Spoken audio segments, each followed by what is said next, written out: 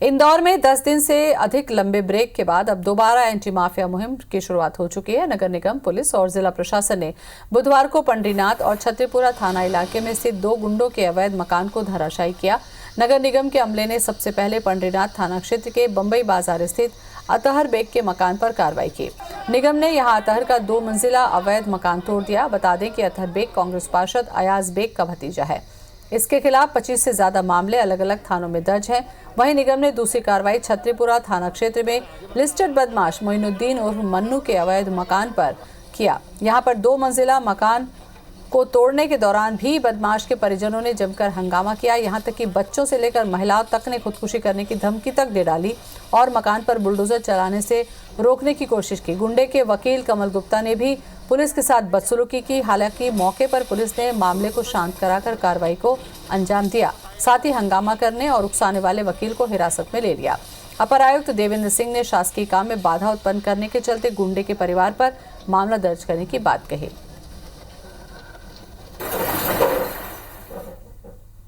मुरैना से बड़ी खबर, गांजा तस्करों पर कार्रवाई की गई है। दुबे मैरिज गार्डन को ध्वस्त किया गया है। 18 दुकानों पर भी बुलडोजर चला है। कुछ दिन पहले 8 गांजा तस्करों की गिरफ्तारी हुई थी। महाराष्ट्र और ओडिशा में गांजा सप्लाई करते थे ये आरोपी।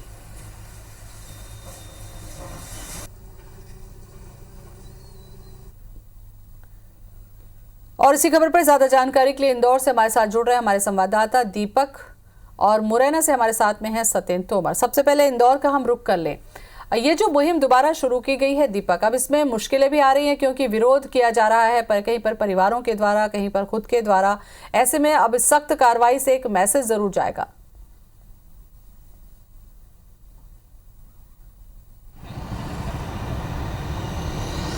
बिल्कुल ज्योति, चूंकि पिछले 10 दिनों के बाद ये कार्रवाइयाँ शुरू हुई। हालांकि इस दौरान अलग अलग तरह की कार्रवाइयाँ जरूर हो रही थी, लेकिन एंटी माफिया को लेकर जो कार्रवाइयाँ शुरू की गई थी मकान ध्वस्त करने की, वो कार्रवाइयाँ पिछले 10 दिनों से रुकी थी। लेकिन एक बार फिर से आज जिला प्रशासन, नगर निगम और पुलिस प्रशासन की संयुक्त टीम ने जाकर यहाँ पर छत्तीपुरा और पंडरीनाथ थाना क्षेत्र में 2 अलग अलग लिस्टेड गुंडों के मकानों को तोड़ा है। हालांकि विरोध यहाँ पर काफ़ी जगह देखा गया। दोनों ही क्षेत्र, चूँकि काफ़ी संवेदनशील इलाका है और यहाँ पर ये कार्रवाई करने को लेकर पुलिस को पहले से अंदेशा था कि यहाँ पर विरोध जरूर होगा और इसी वजह से पर्याप्त सुरक्षा बल के साथ में नगर निगम का अमला वहाँ पर पहुँचा था। और लेकिन जैसा सोचा था वैसा हुआ भी। यहाँ पर विरोध दर्ज कराया गया और पुलिस को आखिरकार 2 लोगों को हिरासत में भी लेना पड़ा और दोनों ही जगह पर इस तरह की कार्रवाई में विरोध का सामना करना पड़ा। और निश्चित तौर पर आने वाले दिनों में पुलिस के सामने इस तरह के जो विरोध प्रदर्शन है वो और भी देखे जाएंगे। लेकिन यहाँ पर प्रशासन लगातार अपनी कार्रवाइयों को अंजाम दे रहा है। जो एक लिस्ट बनाई गई थी 25 से ज़्यादा गुंडों की, उनके खिलाफ ये कार्रवाइयाँ लगातार चल रही है। और मैं बताना चाहूँगा अब तक 70 से ज़्यादा कार्रवाइयाँ इंदौर में एंटी माफिया,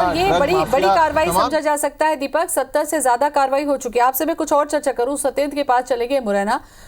सत्येंद्र, यहाँ पर बड़ी स्थिति है कि गुंडे के परिजन यानी कि उनके घर में महिलाएं, बच्चे सब विरोध कर रहे हैं। आखिर हौसले देखिए कि एक तो माफिया, दूसरे गुंडे और उसके बाद में कार्रवाई का विरोध भी कर रहे हैं। बड़ा हौसला है ये। हाँ बिल्कुल, साफ तौर से अगर देखा जाए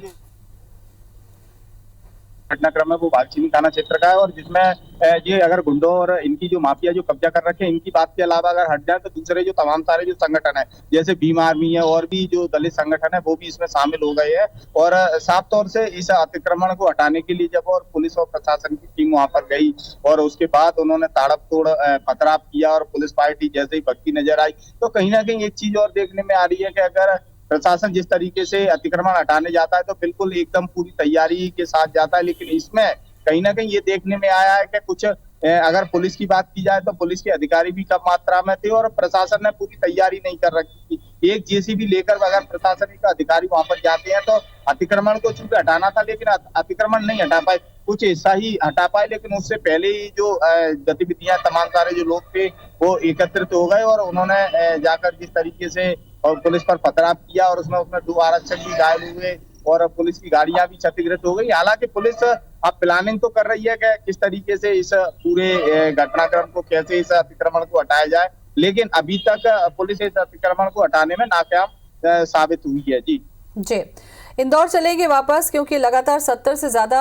दीपक यहाँ पर कार्रवाई हो चुकी है। आप देखिए कि अतिक्रमण करना जो कि गलत है, माफिया है जिनके ऊपर केस दर्ज हैं, उनके भी ये हौसले हैं कि वो इस तरीके से सरकार की कार्रवाई का विरोध करते हैं। आपको लगता है सख्त कार्रवाई कहीं ना कहीं ये दिखा रही है कि अब किसी भी रसूख का इस्तेमाल इन माफियाओं पर नहीं चलेगा, एक अच्छा एक्शन है ये?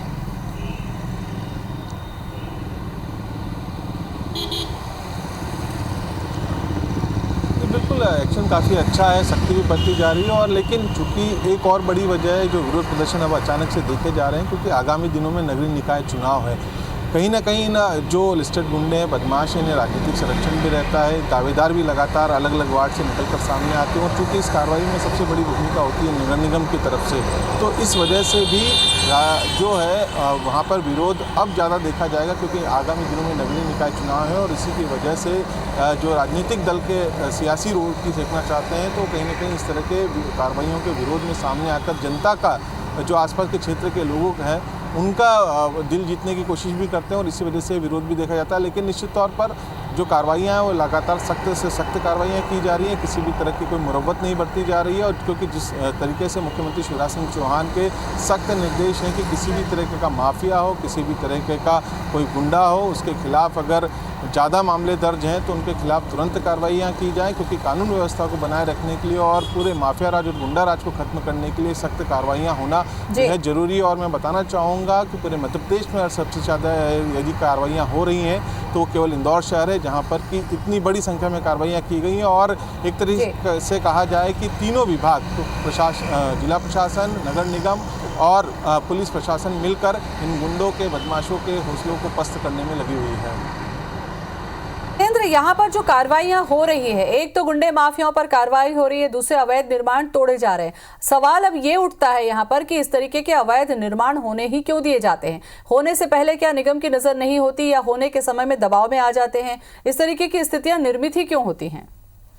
बिल्कुल, सबसे जो खास बात आती है, नगर निगम हो या नगर पालिका क्षेत्र हो या ग्राम पंचायत क्षेत्र, जो सरकारी जमीनें रहती हैं इसकी बराबर शिकायतें भी रहती हैं। अगर ये चैना गांव की इस जमीन की अगर बात की जाए तो इसकी शिकायतें काफी लंबे समय से तमाम सारे अधिकारियों से भी की जा रखी है, तहसीलदार से लेकर और कलेक्टर तक इसकी शिकायतें होती है। लेकिन उसके बावजूद जब प्रशासन इस पर अनदेखी करता रहता है, लेकिन जब एक भवन बनकर तैयार हो जाता है उसके बाद में जो शिकायत करते हैं वो हाई कोर्ट जाते हैं और हाई कोर्ट से आदेश होता है कि इस अतिक्रमण को हटाया जाए। वहीं पर जो अन्य जो सामाजिक लोग हैं, जो गांव जो संगठन है, छोटे छोटे राजनीतिक दलों से जुड़े हुए संगठन है, वो इसमें शामिल हो जाते हैं और वो कहीं ना कहीं इसमें हवा देते रहते हैं। अगर देखा जाए तो ये हवा तो शुरू से ही देते आते हैं। अगर राजनीतिक संरक्षण ना हो तो कभी भी कोई भी माफिया सरकारी जमीन पर अतिक्रमण ही नहीं कर सकता है। लेकिन कहीं ना कहीं राजनीतिक संरक्षण होता है और इधर से उधर भी लोग राजनीति में जब चले जाते हैं तो उसके बाद भी ये देखने में आता है कि वो किस दल का सपोर्ट किया है, किसका नहीं किया, ये भी कहीं ना कहीं राजनीतिक दबाव के। और इसमें भी चूंकि कांग्रेस के लोग हैं वो बराबर आरोप लगा रहे हैं कि चूंकि दलित ने अपना मकान बना लिया है और दलितों ने इस बार कांग्रेस का सपोर्ट किया, जिसके चलते बीजेपी नाराज है। लेकिन इसमें देखने में ये आ रहा है कि चूंकि पूरा घटनाक्रम है वो हाई कोर्ट से जुड़ा हुआ है और हाई कोर्ट के निर्देश के बाद सवाल बिल्कुल एक बड़ा सवाल यही है सत्येंद्र, इसीलिए मैंने किया था दीपक आपसे भी, क्योंकि ऐसे निर्माण जब होते हैं तो जाहिर सी बात है किसी न किसी का सपोर्ट होता है तभी ये निर्माण हो पाता है और उसके बाद जब कार्रवाई करने जाते हैं तो मुश्किलों का सामना करना होता है। बहुत बहुत शुक्रिया आप दोनों का हमसे बातचीत करने के लिए।